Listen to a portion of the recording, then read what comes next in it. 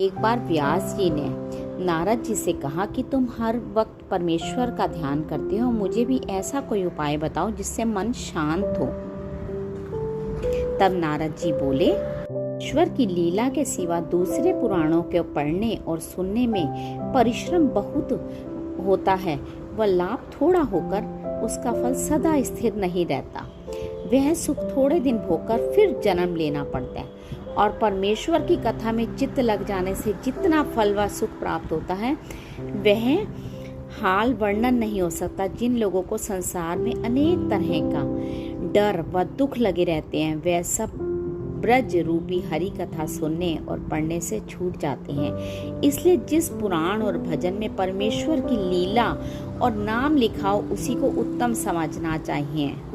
तरह नौका इच्छा पूर्वक पवन चलने से अपने स्थान पर जल्दी पहुंचती है, उसी तरह संसारी मनुष्य परमेश्वर का भजन और स्मरण करने से संसार में वांछित फल पाकर मरने के उपरांत भव सागर पार उतर जाते हैं। जैसा सुख भगवत जन व हरि चरणों में ध्यान लगाने से प्राप्त होता है, वैसा इंद्र और कुबेर आदि देवताओं को भी नहीं मिलता। इसलिए मनुष्यों को अपने मन में संतोष रखकर किसी प्रयोजन के बिना परमेश्वर का भजन व स्मरण किया करें।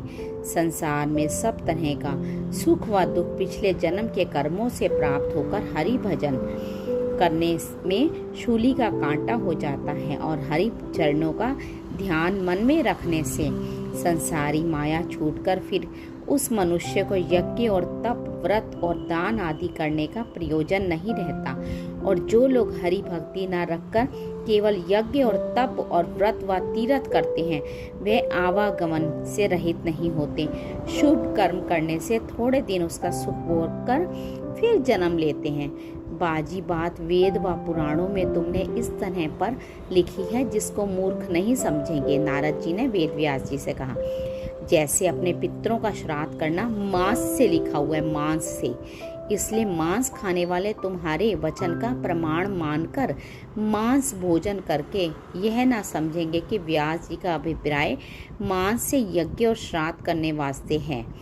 इसी तरह की बात साधु व तपस्वी अच्छी ना मानेंगे। जो लोग हंस रूपी परमेश्वर के भक्त हैं, वह बैकुंठनाथ के भजन व स्मरण और हरि चरणों के ध्यान में मग्न रहकर दूसरी बात नहीं चाहते। जिस तरह हंस मानसरोवर के किनारे रहकर दाने की जगह मोती चुगते हैं और कौवा अशुद्ध जगह बैठकर विष्ठा आदि अशुद्ध वस्तु खाता है,